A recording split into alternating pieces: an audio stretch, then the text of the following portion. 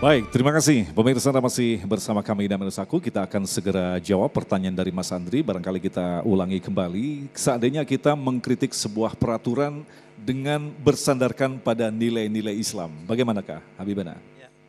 Bismillahirrahmanirrahim. Rabbi syrah li sadri wa yassir li amri wahlul 'uqdatam min lisani yafqahu qawli.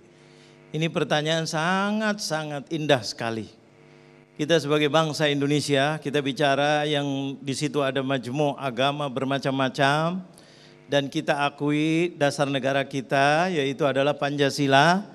Kita sebetulnya mudah sekali bagi orang muslim atau non muslim. Jadi kalau kita mau mengkritik peraturan, peraturan itu dibuat oleh si A atau si B atau golongan A atau pemerintah ataupun yang lainnya. Tetapi menurut syariat kayaknya kurang sreg. Sedangkan kita sudah ada sepakat di dalam mendirikan negara ini yang tidak boleh diganggu gugat, yaitu adalah kesepakatan Pancasila. Di situ menjunjung tinggi agama. Nomor satu adalah ketuhanan. Makanya mereka ketika membuat suatu undang-undang atau aturan harus merujuk kepada agama. Untuk apa? Ketika kita mengkritik masalah, ini adalah tidak sesuai dengan Pancasila. Karena Pancasila di situ melarang orang berbuat judi, dilarang. Kenapa? Karena begini. Maka keluar undang-undang yang disebut yang terkenal sekarang namanya 303. Pasal 303 itu masalah judi. Bahwa judi haram, tidak boleh. Betul apa betul? Makanya kemarin diberantas semuanya judi di udara, di darat. Ratusan luar biasa.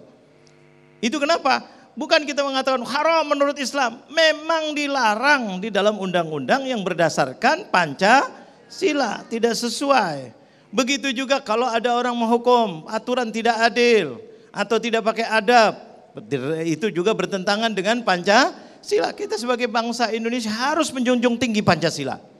Sebagai ini, kita jaga aja Pancasilanya jangan dilengsarkan dari yang lainnya. Kita sudah tahu 5 Pancasila itu isinya nomor 1 adalah ketuhanan yang Maha Esa. Kembali lagi kepada situ. Karena kalau sudah berhubungan dengan itu, nanti kalau urusannya kita pribadi, orang muslim dengan muslim, agama Nasrani dengan Nasrani, ataupun A dengan si A, itu urusannya masalah agama. Tapi kalau urusannya berbangsa, adalah urusannya kita sudah sepakat semuanya, yaitu Pancasila. Jadi tinggal kita kembalikan keadilan sosial bagi seluruh rakyat Indonesia. Kalau ada yang tidak adil, kelompok ini tidak dihukum, ini dihukum, berarti menentang Pancasila. Jangan berdasarkan saya Pancasilais, tapi ini dihukum, ini tidak dihukum. Ini pengkhianat Pancasila. Betul atau betul? Kita orang Pancasila harus adil. Kemanusiaan yang adil dan beradab, harus pakai adab. Siapa yang di depannya, siapa yang ini, walaupun adil. Dan kita sudah ada pegangan itu, alhamdulillah sebagai bangsa Indonesia. Dan Pancasila itu alhamdulillah sejalur dan sejalan dengan agama. Mudah-mudahan ini bermanfaat. Nah Habib, kalau kita cermati lebih dalam lagi, kita menyaksikan di negeri Indonesia yang luar biasa ini begitu banyak perbedaan agama juga. Artinya tiap-tiap agama memiliki konsepsi ketauhidan yang berbeda-beda, Habib. Nah dalam konteks tadi kita harus mengkritik dengan bersandarkan pada nilai-nilai agama kita. Lalu bagaimanakah kita bisa melakukan kompromi dengan agama-agama yang lain, Habibana? Kita kompromi di dalam Islam itu selagi tidak menghina kita, selagi tidak ini lakum dinukum, udah ada di dalam Islam. Jangan maksakan kita, suruh kita ibadah di tempat ibadah dia. Dan kita juga tidak mau memaksa orang lain ibadah di masjid kita. Itu sudah aturan di dalam Islam dan ini adalah sesuai dengan Pancasila. Kenapa? Saling harga menghargai, bukan campur aduk. Paham apa tidak? Ini sudah jelas, tidak campur aduk. Kalian agama A, hormati. Kalian agama Islam juga hormati. Masing-masing saling hormat menghormati. Jangan saling menghina. Seperti sekarang kita dengar, Islam begini, Islam ini, Islam ini. Astagfirullahaladzim, jangan. Jangan yang sering disebut apa namanya tuh yang nulis-nulis tuh. Bazar apa tuh? Bazar apa? Bazar buzzer. Nah tuh, suka ngeritik Islam begini jelek. La ilaha illallah. Jangan, kita sebagai agama, sebagai bangsa Indonesia yang berpancasila, hormati agama lainnya. Masing-masing lakum dinukum. Hidup damai apa tidak? Alhamdulillah, mudah-mudahan. Baik, terima kasih Habibana. Selanjutnya kami persilakan kepada Ibu Dewi yang akan dijawab oleh Kiai Syahdan. Silakan.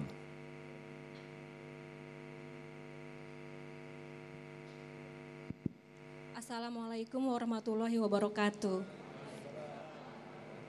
Mohon izin Habib dan Kiai, saya akan bertanya ini dalam hal kritikan juga, cuma ini kepada orang lain atau teman ya.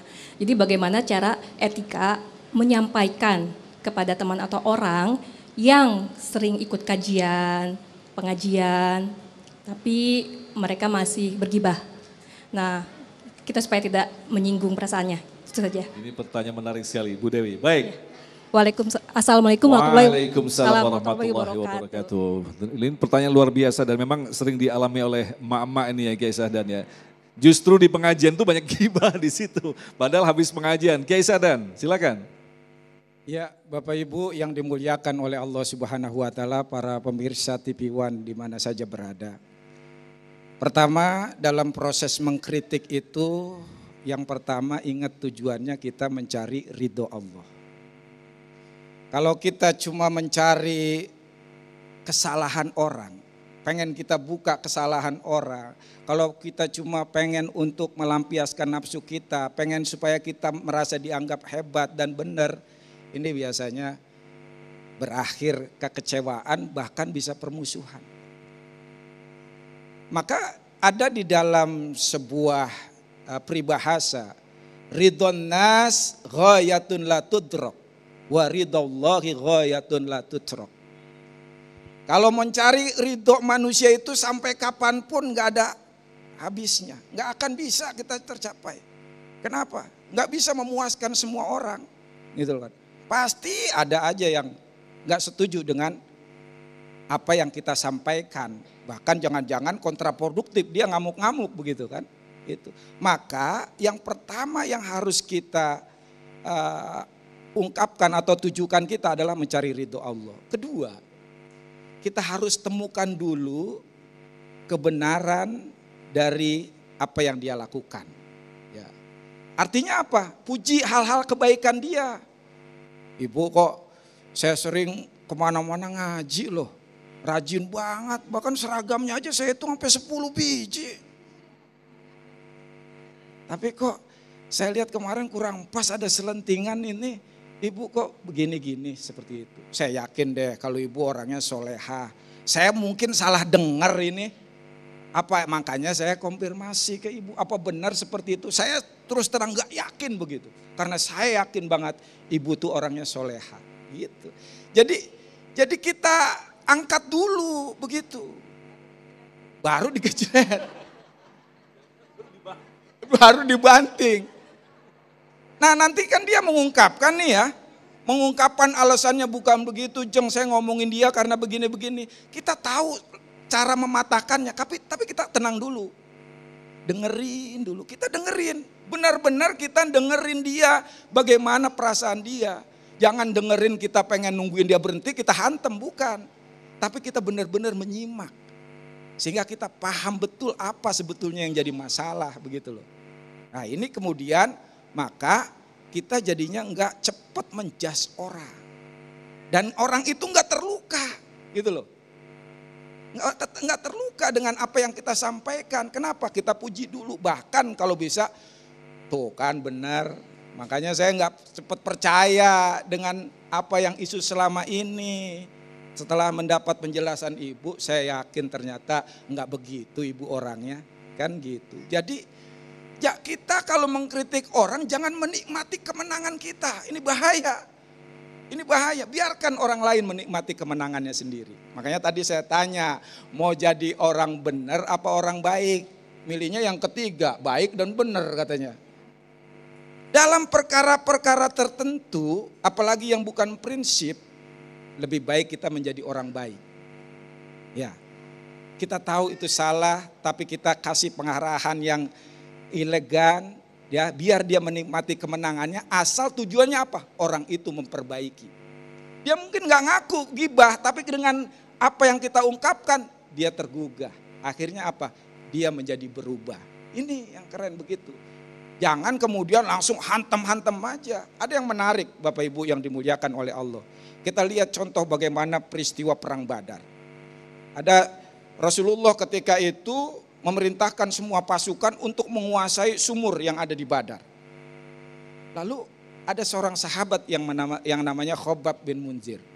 Beliau bertanya dulu kepada Rasul, nggak langsung menyalahkan. Ya Rasul, kenapa? Ini mohon maaf Rasul, kenapa? Ini strategi yang kau sampaikan ini berdasarkan wahyu atau ini strategi perang engkau saja ya Rasul? Apa kata Rasul? Nggak marah Rasul dikritik. Nggak marah, jadi kita juga di samping mau mengkritik, kita juga harus siap dikritik. Kata Rasul apa? Enggak, ini cuma strategi perang aku aja. Oh kalau itu strategi perang, bolehkah saya usul ya Rasul? Gimana? Lebih baik kita kuasai sumur yang paling dekat dengan musuh, sumur-sumur yang lain kita tutup dan kita bikin tenda di situ, kita gali sumur-sumur di sekitar tenda kita, pos kita. Akhirnya kata Rasul, benar engkau. Keren kata Rasul, kita lakukan usul Anda. Begitu akhirnya apa? Umat Islam mengalami kemenangan yang luar biasa ketika perang Badar. Wallahu a'lam bishawab. Nah Habibana, kalau kita kembangkan tadi menarik sekali bagaimanakah kita harus mengkritik, ternyata membutuhkan ilmu untuk menyampaikan kritik. Ketika kita menghadapi tipe orang yang sudah mengeluarkan kalimat skakmat, tahu apa kamu? Nah ini bagaimana Habib? Artinya menghadapi ego seperti ini seperti apa Habib? Ya, memang betul kadang-kadang begitu. Kadang-kadang kesombongan mulai timbul. Kalau kesombongan sudah mulai timbul, ini sudah tidak ada lain kecuali kita keluarkan cara siasat lagi. Kalau seandainya bisa kita dengan ilmu cara halus, alhamdulillah, enggak bisa, jatuhkan lagi dia. Cari kelemahannya dia ini orang. Kalau bilang, kamu bisa apa? Sekarang kamu juga bisa apa? Balikin lagi, apa maksudnya? Kalau seandainya dikritik tidak boleh, ya enggak, kamu bisa apa? Ini adalah sebagai masukan untuk kebaikan, bukan untuk menjatuhkan seperti tadi dikatakan oleh Kiai Syahdan. Jadi untuk memperbaiki, bukan untuk menang-menangan. Jadi kita cari solusi. Ayo, mana yang terbaik? Mana yang ini? Jadi jangan sampai kita terus marah lagi. Jangan. Akhirnya jadi perpecahan yang seperti tadi, kursi bisa naik tadi itu di DPR tuh. Itu pilihan akhir itu. Itu sudah na'udzubillah min dzalik. Jangan. Kita kalau sudah kayak gini udah nggak bisa. Kalau memang sudah nggak bisa juga lebih baik ditinggal. Wudu, suruh wudu, istighfar. Ayo baca. Astaghfirullah. Baraya. Astaghfirullah. Minal khataya, karena sudah nggak pakai logika lagi, sudah nggak bisa logika. Baik. Artinya di situ ada kemarahan dan memang harus didinginkan dengan wudu Bib ya. Baik, Habibana, kita akan lanjutkan lagi. Kami persilakan kepada Bapak Ahmad. Assalamualaikum warahmatullahi wabarakatuh. Bismillahirrahmanirrahim. Yang kami hormati Habib Ahmad Al-Kaf dan Kiai Syahdan. Tadi dipaparkan oleh Al-Habib ketika ada seorang imam yang dikritik, itu pada zaman Rasulullah. Yang ingin saya tanyakan, di zaman sekarang juga suka ada imam yang suka salah sedikit, kemudian jemaahnya mengkritik. Tapi setelah banyak dikritik tapi masih juga seperti itu, kesalahannya diulang-ulang lagi, apakah kita harus pindah masjid? Itu aja. Wow, Assalamualaikum warahmatullahi wabarakatuh. Baik, terima kasih Pak Ahmad. Insya Allah Habibana kita akan jawab selepas pesan-pesan berikut ini. Tetaplah bersama kami, Damai Indonesiaku.